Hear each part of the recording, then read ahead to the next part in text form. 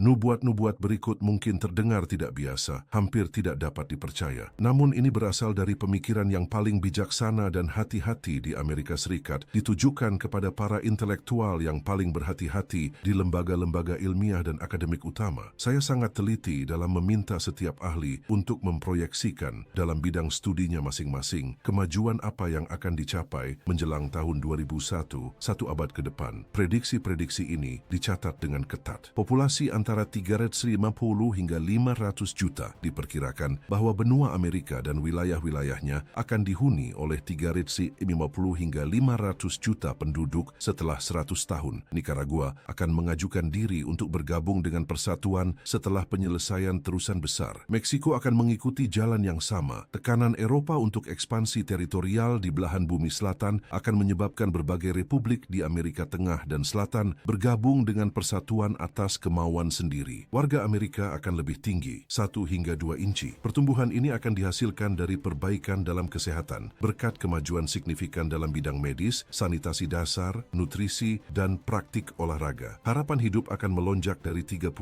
menjadi 50 tahun. Keempat, mereka akan tinggal di pinggiran kota. Permukiman perkotaan praktis akan menghilang. Bangunan di lahan sempit akan dilarang oleh hukum. Perjalanan antara rumah di pinggiran kota dan tempat kerja hanya akan memakan waktu beberapa menit. 1 koin sen akan cukup untuk membayar ongkosnya. Huruf C, X, dan Q akan menghilang dari alfabet sehari-hari kita, menjadi usang karena redundansinya. Penulisan fonetik awalnya akan diadopsi oleh surat kabar. Bahasa Inggris akan berubah menjadi bahasa dengan istilah-istilah ringkas, menyampaikan pemikiran sintetis, dan akan mencapai lebih banyak penutur dibanding bahasa lainnya. Bahasa Rusia akan menempati posisi kedua. Kedua, regulasi iklim rumah tangga. Keran kontrol termal akan mendistribusikan aliran udara yang dipanaskan atau didinginkan untuk menyesuaikan lingkungan rumah. Seperti saat kita mengatur suhu air saat mandi, pusat-pusat perkotaan akan menyediakan pengkondisian udara untuk rumah-rumah, mengikuti prinsip yang sama dengan pasokan gas atau listrik saat ini. Bangun saat fajar untuk menyalakan kompor akan menjadi kenangan kuno. Tempat tinggal tidak akan memiliki cerobong asap karena tidak ada pembakaran yang terjadi di dalamnya. Layar pelindung akan menjadi tidak diperlukan. Serangga seperti nyamuk, lalat, dan kecoa akan hampir punah. Badan sanitasi akan menghilangkan semua sumber perkembangbiakan nyamuk. Dengan pengeringan total genangan air, pengurukan area rawa, dan perlakuan kimia pada aliran air yang tergenang, kepunahan bertahap kuda dan tempat tinggalnya akan berkontribusi pada penurunan populasi lalat rumah. Makanan siap saji akan diperoleh dari tempat-tempat yang mirip dengan toko roti saat ini. Tempat-tempat ini akan membeli bahan makanan dalam jumlah besar secara grosir dan menawarkan makanan siap saji dengan harga yang jauh lebih murah dibandingkan memasak sendiri. Makanan akan diantar dalam keadaan panas atau dingin ke rumah-rumah melalui pipa pneumatik atau kendaraan bermotor. Setelah dikonsumsi, peralatan makan yang digunakan akan dikemas dan dikirim kembali ke tempat-tempat tersebut, di mana mereka akan melalui proses sanitasi. Produksi skala besar ini akan dilakukan di laboratorium listrik khusus, menggantikan dapur tradisional. Ruang-ruang ini akan dilengkapi dengan kompor listrik dan berbagai peralatan otomatis, seperti penggiling kopi, mixer, pengaduk, saringan, penggiling daging, gergaji, pemeras kentang dan buah, pencuci piring, pengering, dan peralatan sejenis. Mempekerjakan koki pribadi atau membeli bahan makanan secara terpisah akan dianggap sebagai suatu kemewahan. Batu bara tidak akan lagi digunakan untuk pemanasan atau memasak. Meskipun langka, batu bara tidak akan punah. Cadangan batu bara mineral diperkirakan akan bertahan hingga 2050 atau 2100, sedangkan batu bara bitumen akan bertahan hingga 200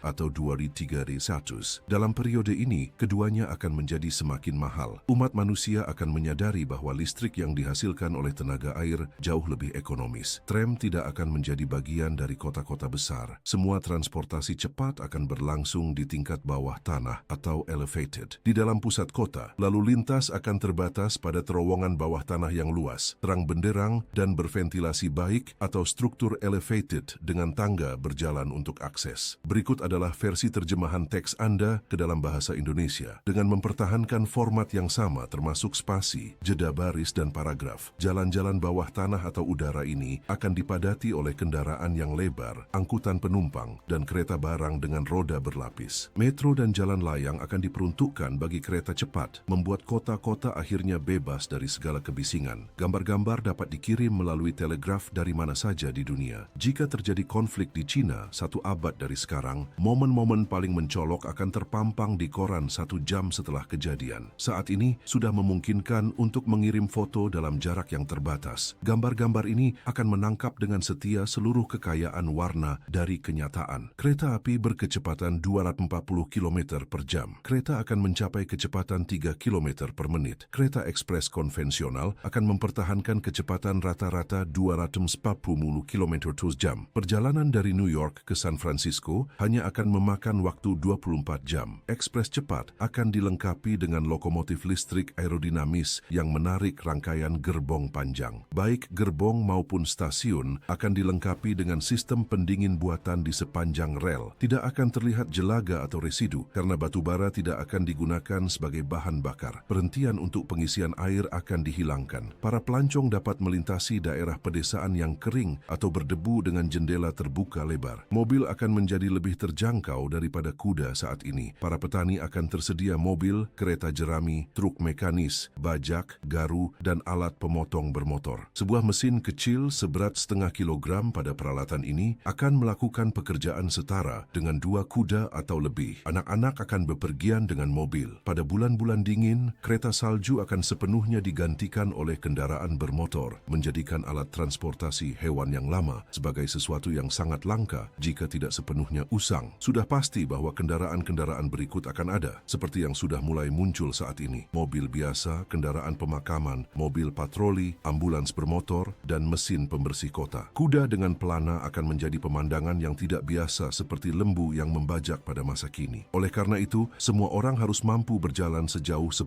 mil tanpa henti. Persiapan fisik akan dimulai sejak buayan dengan mainan dan aktivitas bermain yang dirancang untuk memperkuat otot. Pelatihan akan menjadi mata pelajaran wajib di lembaga pendidikan. Setiap sekolah, universitas, dan komunitas akan memiliki gimnasium yang lengkap. Di kota-kota akan ada ruang publik yang didedikasikan untuk olahraga. Siapapun yang tidak mampu berjalan 10 mil tanpa berhenti akan dianggap sebagai orang yang lemah. Inggris dalam 2 hari perjalanan cepat. Kapal listrik meluncur di atas air dengan kecepatan lebih dari 1 mil per menit. Akan melakukan perjalanan antara New York dan Liverpool hanya dalam 2 hari. Lambung kapal akan dibangun untuk meluncur di atas ombak, ditopang oleh struktur seperti peluncur kereta salju, tetapi dengan daya apung yang lebih baik. Di bagian bawah, bukaan akan melepaskan semburan udara, menciptakan lapisan tipis yang akan membuat mereka melayang di atas permukaan air. Kapal-kapal ini akan dilengkapi dengan kabin ber-AC, serta sepenuhnya tahan badai. Dalam kondisi buruk, mereka dapat menyelam dan menunggu cuaca membaik di kedalaman. Akan ada pesawat terbang, tetapi mereka tidak akan bersaing dengan kendaraan darat atau kapal laut dalam mengangkut penumpang atau kargo. Mereka terutama akan digunakan sebagai mesin perang yang kuat oleh kekuatan militer. Beberapa akan mengangkut orang dan barang, sementara yang lain akan digunakan untuk penelitian ilmiah di ketinggian besar, benteng terbang atau beroda yang sebenarnya. Meriam kolosal akan memiliki jangkauan 40 km atau lebih, mampu meluncurkan proyektil penghancur yang akan memusnahkan seluruh kota dalam radius tersebut. Video ini didukung oleh NordVPN, pendukung besar konten autentik di YouTube. Banyak video terbaru Voices of the Past membahas pandangan global, melintasi batas untuk mengeksplorasi bagaimana berbagai budaya hidup dan berpikir, sesuatu yang juga disediakan VPN saat mengakses Netflix, Amazon Prime, dan layanan lainnya. Seperti yang mungkin tidak Anda ketahui, saya tinggal di Spanyol, di mana katalog Netflix lokal terlalu penuh dengan film koboi. Dengan NordVPN, saya bisa mengakses Netflix AS dan produksi koboi megah mereka, sekaligus melindungi data saya di jaringan publik dengan enkripsi ganda. NordVPN bahkan berfungsi di Tiongkok. Sempurna bagi mereka yang bepergian ke sana untuk mengikuti Koperkan dan ingin membagikan semuanya di story Instagram kepada teman-teman. Coba NordVPN sekarang dengan diskon 68%. Hanya membayar $3.71